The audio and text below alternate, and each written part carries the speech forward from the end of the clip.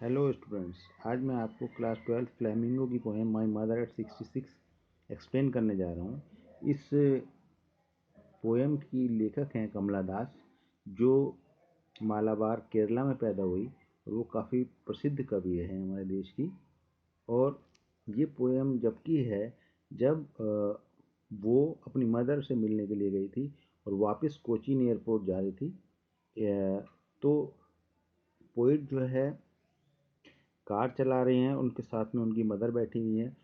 उनकी मदर की as 66 years है और उनको ऐसा लग रहा है कि उनकी मदर के चेहरे में वो बात नहीं रही, वो जान नहीं रही कि वो शायद नेक्स्ट टाइम उनको मिल पाए। तो देखें क्या है इस पोएम में। Driving from my parents home to Cochin last Friday morning, I saw my mother beside me, dozed, open-mouthed, her face ashen like that of a corpse, and realized with pain that she thought away and looked, but soon put that thought away and looked out at young trees sprinting, the merry children spilling out of their homes. तो poet's कह रही है कि जब वो अपने parents के home से वापस कोचीन एयरपोर्ट जा रही थी पिछले फ्राइडे मॉर्निंग में, उनकी मदर उनके साथ बैठी हुई थी। वो जमाइयाँ ले रही हैं, मुंह खुला हुआ उनका उनका चेहरा बिल्कुल राख की तरह नज़र आ रहा है, जैसे डेड बॉडी का चेहरा होता है।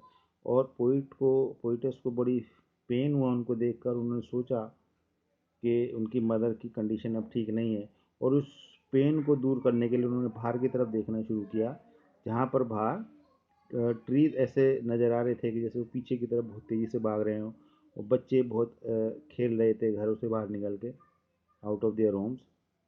But after the airport security check, standing a few yards away, I looked again at her van, pale as a late winter's moon, and felt that old familiar age.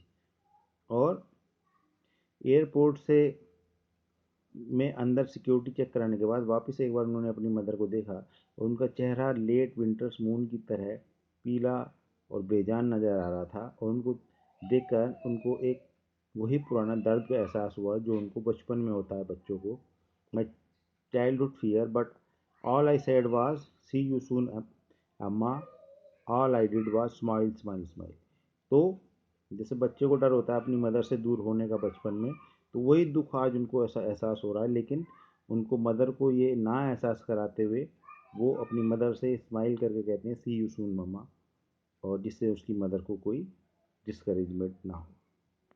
तो एक बार बच्चों इसकी जो important things हैं वो देख लेते हैं। स्माइल का मतलब है हर फेस एशन लाइक दैट। सिमिली जो है इसमें दो हैं, हर फेस जो एक तो एशन लाइक है कॉर्प्स की तरह है, और wan pale as a late winter's में, दो चीज़ों से कंपेयर किया है। रिपीटिशन जो ये फिगर ऑफ स्पीच है, थॉट अवे ये रिपीटिशन है। स्माइल स्माइल एंड स्माइल ये वर्ड भी रिपीट हुआ है कई बार। राइम स्कीम फ्री वर्स है, कोई राइम स्कीम नहीं है। सिंबल्स और इमेजेस जो यूज़ किया है इस पोएम में वो है ट्रीज वापस स्प्रिंटिंग कर रहे हैं, हालांकि वो करते नहीं हैं, और विंटर का मून। ओके, उसके बाद पर्सनिफाई किया है उन्होंने ट्रीज को, जब वो क्योंकि ट्रीज पीछे भागते नहीं हैं, और जब नॉन लिविंग थिंग को हम लिविंग थिंग की तरह ट्रीट करते हैं तो पर्सनिफिकेशन कहलाता है। मेटाफोर है merry children spilling and splitting out of their homes, बच्चे घर से बाहर बिखर रहे हैं, splitting out of their home ये मेटाफोर है, और मैरी चिल्ड्रेन। तो ये इसमें डिवाइसेस यूज़ किए गए हैं। आई होप आपको ये पोएम समझ आई होगी इसी एक्सप्लेनेशन। और इसके कुछ इम्पोर्टेंट क्वेश्चंस हैं।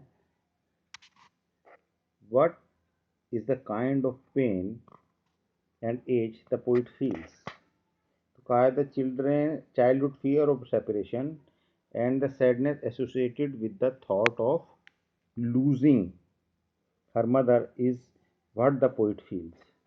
While leaving her native place, the poet feels the guilt of not being able to take good care of her mother in her old age, and hence she is sad and pained. The mother's aged, weak, pale frame is of great concern for the daughter, and the nagging fear of her old mother departing in her absence ravages her mind. Okay, thank you. Next poem.